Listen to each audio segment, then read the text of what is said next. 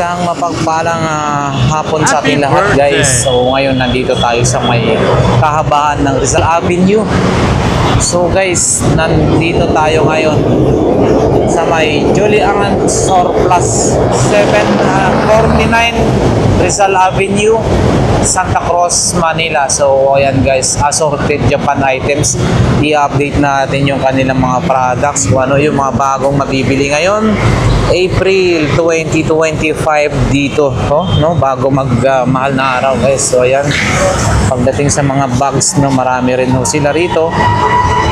And then mga ganitong klase, no, mga trolley, malita, and then ayan, may mga bikes din, no, mga bisikleta, ayan, no. And then mga kitchenware. So ayan, so pumunta lang ho kayo rito at syempre mapipili nyo kung ano yung mga kinakailangan nyo guys. Meron din silang dartboard, ayan, no, mga bola ng volleyball. Ito guys, so mga bags para sa bags na tennis. Ayan, bags, ganito. Mga thermos, tumbler. O ayan, kompleto rin dito guys, no, yung mga Japan assorted items. Golf, bola ng golf.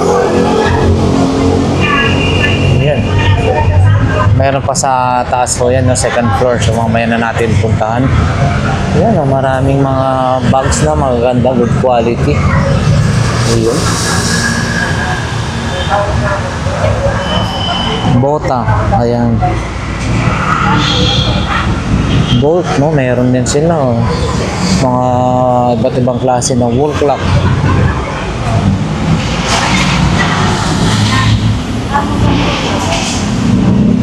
Iyo, ito, alarm clock, no, iba't iba rin style. And then mga kitchenware, ayan, no, mga relos, wall clock, yan, magaganda, pang collection, pang display. Ito, mga 2,000 plus daw to, eh.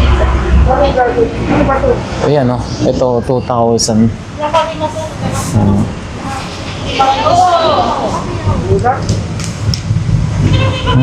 Ito, yes, no? And then mga ganitong klase. Ito 480 lampshade, 1,000 yung ganun. Ito naman, ito ay 4,800 guys, 4,800. Oh, ito, ang ganda na ito.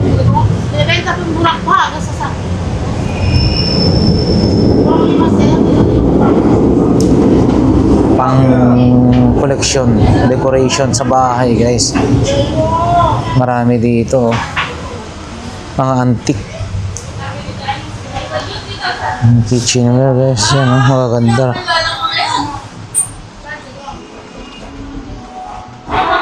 Dito rin, no, 650, 800, 680, yan.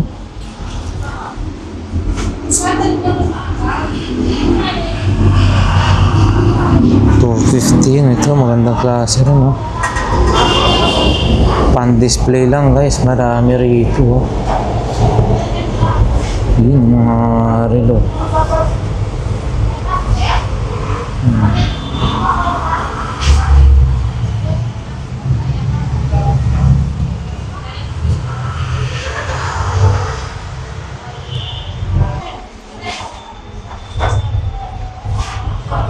Yun, no, 1,280, 280. Ito 850. Yan guys, 850 na yan.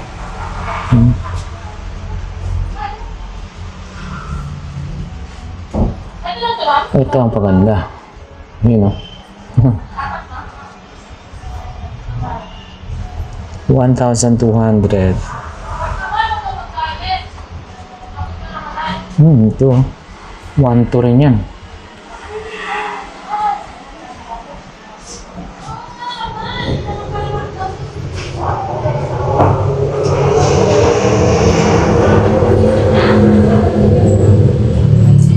guys, 2,500 itong ano lang, sungay na yan. 2,500 and then 3,500 dito. 500, 350, 600, 1,000, 1,500.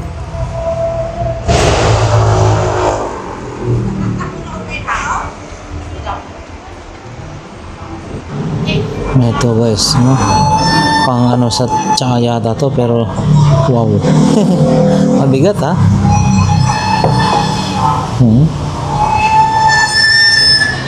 Ayan, may mga tag price na rin to, 250, 320, 320, ayan, 380.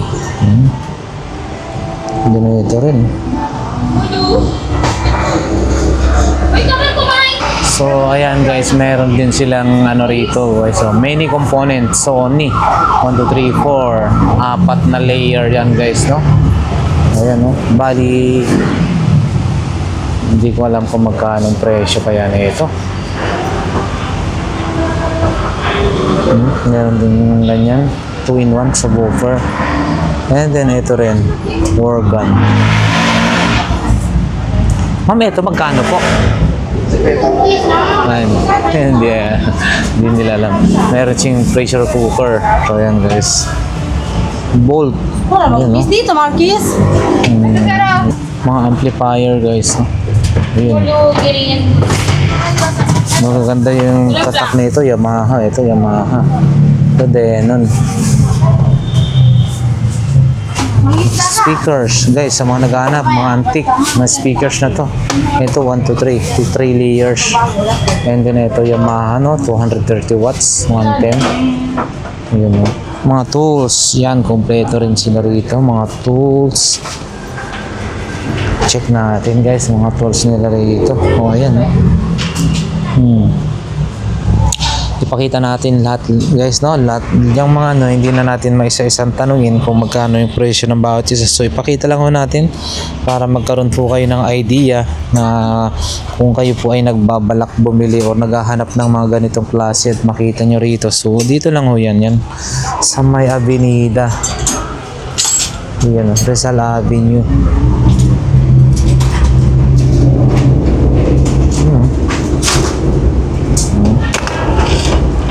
Panggunting ng halaman, ng grass cutter to yun. And then, ganitong klase ng tools, lagarin bakal, pamukpok, kartilyo. Ito, parang pang cutting dish, circular saw yata yan, ewan.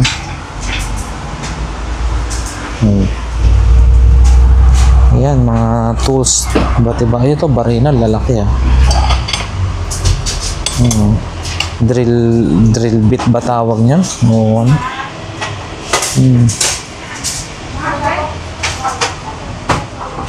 Yung plate ah. Oh, ayan oh. Tsaka doon sa kabila marami rin.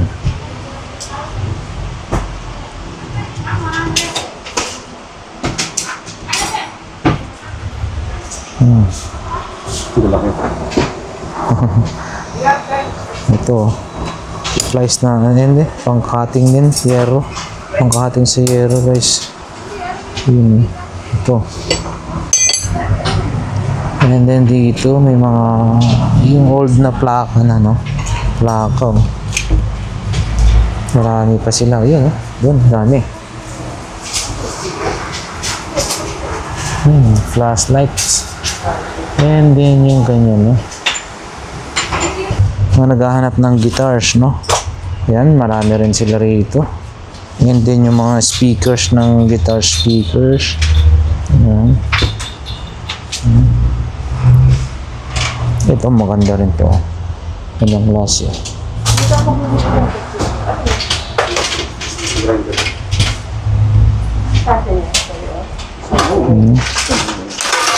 Uy, electric guitar. Oh, yan. Marami pa dito. Yung mga speakers, amplifier.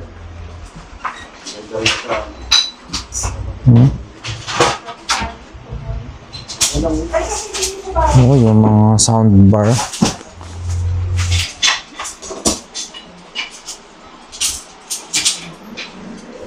Kenwood. Plaka na malalaki yung pang long playing. Air compressor, meron din sila na ganyan. And then mga ganitong klase ng 1350 set.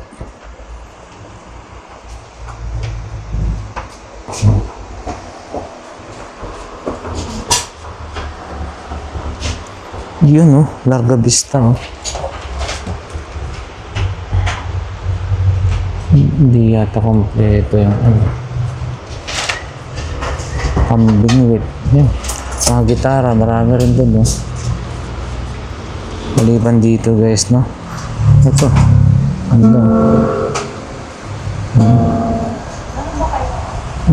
magagandang klase rin ng gitara nila dito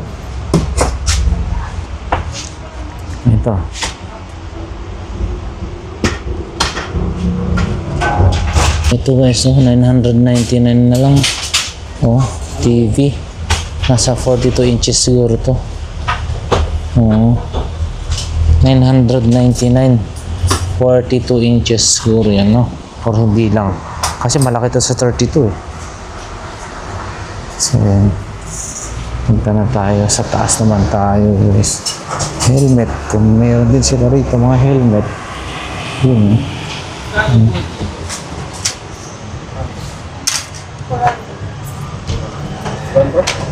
payong meron. So ayan guys, akyat tayo sa taas dito pagdating naman dito ayan may mga golf, pang golf ayan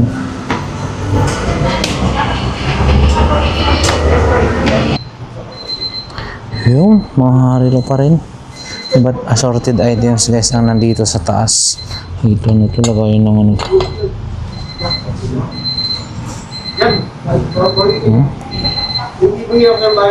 ang dami nila ngayon bago rito ang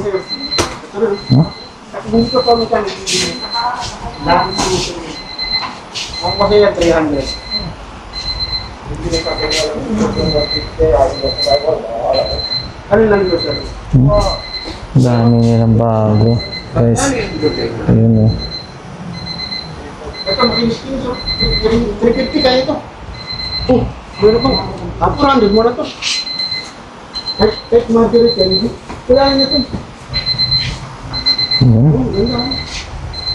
wala komo yan mga kitchenware tutungan maliliit na ito pang noodles ito rin takore maliit bali ito is 150 na to guys 150 yung ganitong klase kaliit ng takore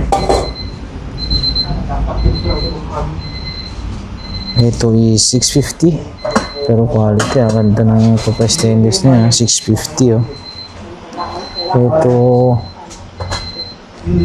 480 480 mukhang okay na to hindi may butas pala hindi pala yung parang steamer 200 pesos to ayan 200 din sa ilalim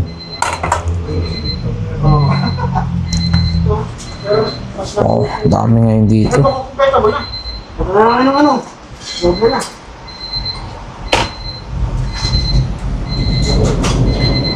hindi mo alam kung saan ka susunod ang dami Diyan guys, madaming mga laruan. Yun laruan. Ito, ang dami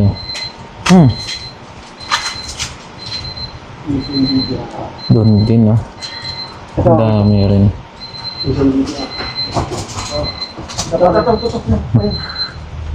And then dito guys, yan, ito yung maganda, jeep. Wow, tigat. Panalo to. Yun wow, ganda.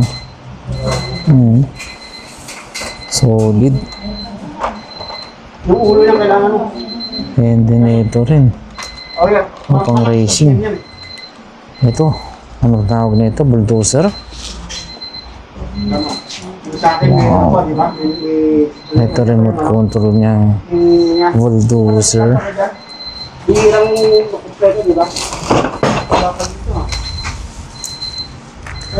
Wow. Ito. Toyota. Bali ano to, 1,500 guys. Bulldozer. Ito naman, grader. Grader to eh. 1,500 din siya. Pero, ay, grabe ah. Bakal pala to eh. Grader, and then ito is yung Common na to. payloader yata to. Oo, yung naghahakot na ikakargasan. Grabe, ang ganda oh, ang laki oh. So, 1,500 din yan. 1,500 guys. Dami ah. Ganda ng mga sasakyan ngayon. Bago nila. 1,500 yan guys. Baka kursunada nyo. 1,500 lang. Linis pa. Makapal pang gulong. Ito naman. Wala siyang tag price. Ito yung bumabalin to. Ito yung bako. 1.5 yun. Ito yung kutsi. Kutsi. Ang ganda. Ito. Wow. Bumukas ang kaanda rin ito. Remote control to. 5,000. Bali ano to? 580 lang to ah. 580 lang to guys. Ganda. Wow. Mercedes-Benz pa. 580. 580. Yan na nga yung mga likod ng mga kanina. Ito talaga solid na bakal. Okay lang yan. Medyo maayos-ayos pa yung condition niya para sa edad eh. Ay, ano? At saka dito marami pa rito guys. Iba't ibang klase ng mga laruan. Ayan, pang collection din to. Ano man yan? Yun. Ang bilis na 1.5 yun. Kasi ang mga ano?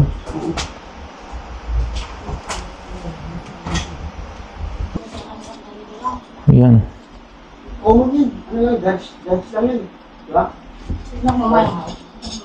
Oh, that's it. Ito rin oh. Kakaiba to oh.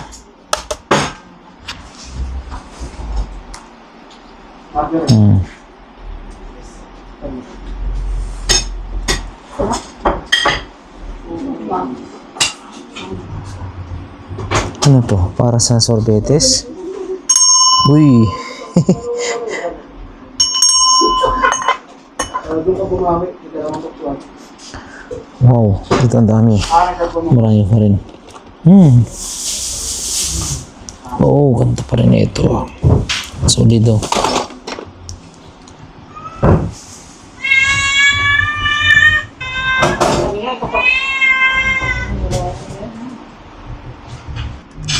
Ito rin oh. Wow.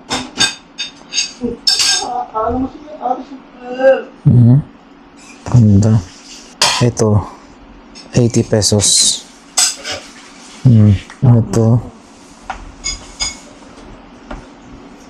Wala rin tag price. Ayan. Ito.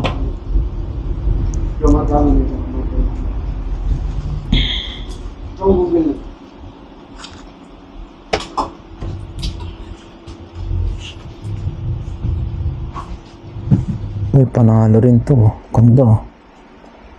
Yan o. Wala lang ano. Tag price. Ang bigat na ito. Wow. Ang tawag ng ganito. Maliit na hindi natin siya. Tsaka ito. Cement mixer. Yun o, cement mixer guys. So yan guys, maraming bagong dating pero hindi pa kasi nakalabas. Ayan o, naka-box pa talaga o. Ito.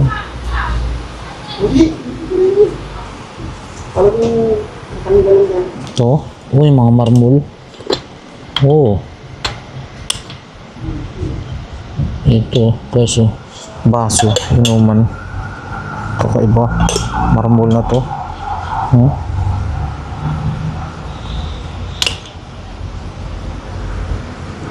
So ayan guys, dito napakarami kayong mabibili no sa Joliant Japan Surplus. Karamihan ay syempre galing Japan yung kanilang mga products. So ayan, pasyalan niya lang ho rito, no, sa Rizal Avenue, no, 749 yata yung address nila rito. Basta ilalagay na lang natin sa description, guys, kung paano nyo pupuntahan at ano yung exact address ho nila.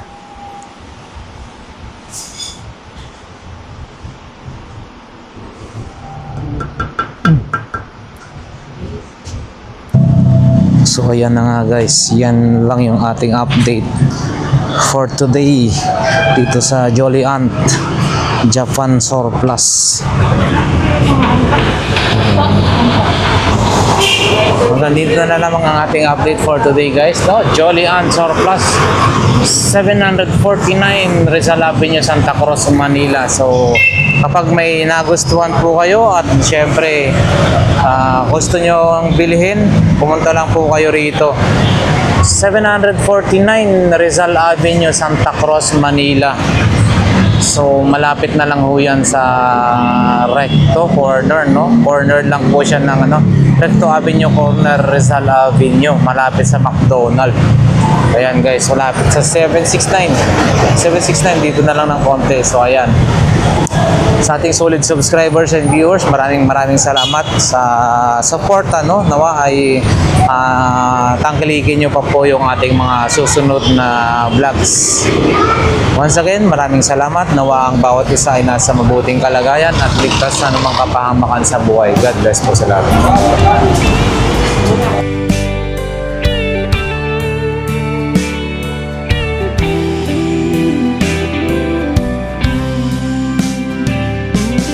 I don't know if I'm strong enough. I've never been the kind to give it up, but this time I don't know which way to go. Somewhere I've already been. Am I really going back again this time?